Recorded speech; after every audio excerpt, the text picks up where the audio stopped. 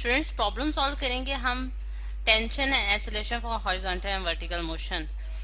इसमें हमारी जो स्टेटमेंट आ रही है स्टूडेंट्स वो ये है कि two masses 4 kg and 6 kg are attached to the end of an inextensible string which passes over a frictionless pulley such that the mass 6 kg moving over a frictionless horizontal surface and the mass 4 kg is moving vertically downward. Find the acceleration in the system and the tension in the string.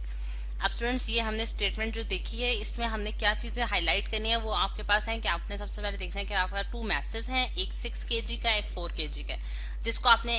Attach किया है इन extensible string के साथ। इन extensible string का हमारे पास क्या मतलब है students कि जिसकी लेंथ जो है वो हमारे पास कांस्टेंट रहेगी, यानी कि उसमें चेंज नहीं आएगा। ठीक है, फिर उसके बाद आपने ये देखना है कि आपने उसको एक फ्रिक्शनलेस पुली के साथ अटैच किया, यानी कि उसमें जो है वो रगड़ नहीं है, पुली जो है वो स्मूथ है, उसमें आप फ्रिक्शन की जो फोर्सेस हैं उन्हें निग्लेक्ट करेंगे। फिर आपके पास जो 6 kg का मैस है स्टूडेंट्स वो आपने हॉरिजॉन्टल सरफेस पे रखा हुआ है। ठीक है, और जबकि 4 kg का मैस जो है आपने वर्टिकली हैंग करना है, और फिर आपने एक्सेलरेशन फाइंड आउट करनी है और टेंशन फाइंड आउट करनी है। अब डाटा हम बना लेते हैं और फिर उसके बाद फिगर में जो है इन सारी चीजों को जो है वो प्रोमिनेंट भी कर देंगे। अब हमारे पास मैसेज M1 जो है वो हमारे पास कितना है 4 kg का है। ठीक है, और इसी तरह M2 मैस जो है वो हमारे पास 6 kg का है। और आपने क्या फाइंड आउट करना है इस केस के लिए, जबकि एक हॉरिजॉन्टल पोजीशन में रखेंगे और एक वर्टिकल में रखेंगे, आपने एक्सेलरेशन फाइंड आउट करनी है और टेंशन फाइंड आउट करनी है स्ट्रिंग के अंदर। अब फिगर में आपको दिखाती हूँ जिसके जरिए हम ये सारी चीजें शो कर सकते हैं। ये स्टूडेंट्स हमारे पास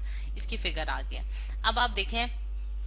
कि हमारे पास जो ए और बी मैसेज हैं, यानी कि ए मैस जो कि आपने हॉरिजॉन्टल सरफेस पे रखना है वो आपके पास कितने केजी का है, वो आपके पास 6 kg का है। अगर मैं इसको ब्लैक कलर से शो कर देती हूँ, ये आपके पास 6 kg का मैस है। ठीक है, इसे आप मैस M1 इसको हमने M2 का नाम दिया हुआ है। ठीक है, M2 का नाम दे दिया और इसको हमने M1 का नाम दे दिया। ठीक है, अब M1 और M2 के जो मैसेज हैं और ये आपके पास जो मैस है ये आपके पास इसको जो है ये आपके पास 4 kg का है। ठीक, अब आप देख सकते हैं स्टूडेंट्स कि हमारे पास जो पुली अटैच की गई है, यानी कि ये जो हमारे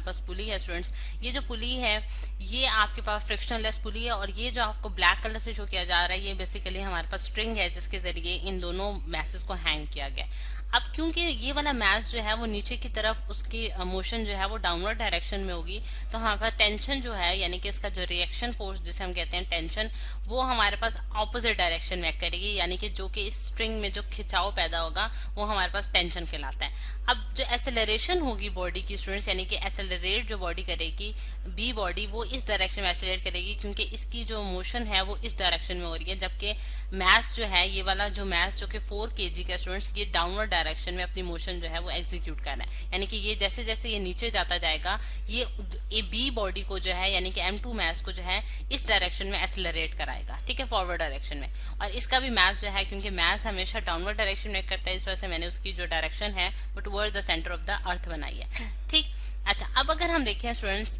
कि ये जो अगर इस मैस की बात करें स्टूडेंट्स तो हमारे पास इस केस में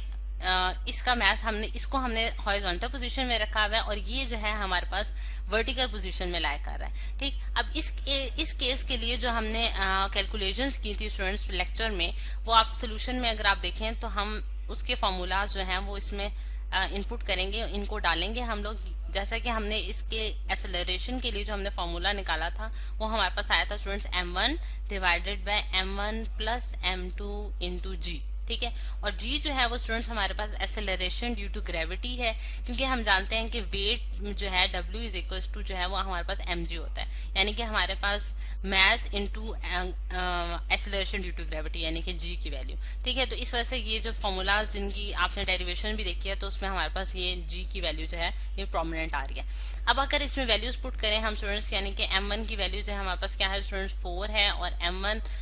प्लस M2 करें तो 4 प्लस 6 करेंगे, और इस पूरी टर्म को जो है वो आप मल्टीप्लाई करेंगे G के साथ जिसकी वैल्यू हमारे पास 10 मीटर पर सेकंड स्क्वायर आती है। ठीक है, अब इसको जब सॉल्व करते हैं हमारे पास क्या आंसर आता है 4 डिवाइडेड बाय 6 प्लस 4 जो हमारे पास 10 आ जाता है, और इसको आपने मल्टीप्लाई करना है 10 के साथ, तो आपके पास जो आंसर आ रहा है स्टूडेंट्स वो 4 मीटर पर सेकंड स्क्वायर का आ रहा है। ये स्टूडेंट्स हमें पता चल गया ये एक्सेलरेशन है इस सिस्टम की जिसके जरिए ये बॉडी जो है ये हॉरिजॉन्टल डायरेक्शन में जो है वो अपनी मोशन एग्जीक्यूट कर रही है। अब आपने टेंशन फाइंड आउट करनी है इस स्प्रिंग के अंदर जो कि प्रोड्यूस हो रही है। अब टेंशन के लिए भी हमने फॉर्मूला जो ड्राइव किया था वो हमारे पास क्या आया था पास स्टूडेंट्स टेंशन के लिए जो फॉर्मूला था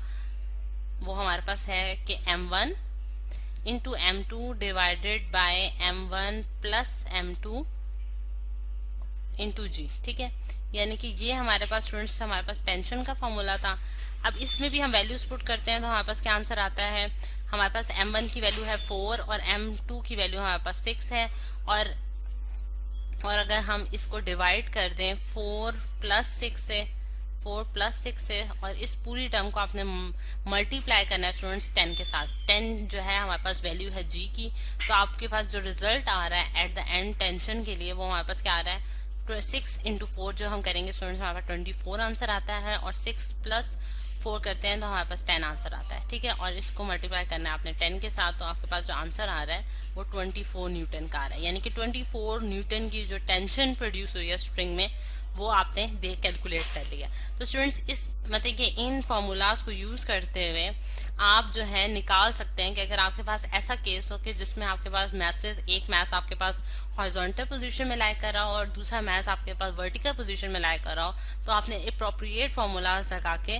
एक्सेलरेशन और टेंशन की वैल्यूज जो हैं वो आपने कैलकुलेट कर लेनी है।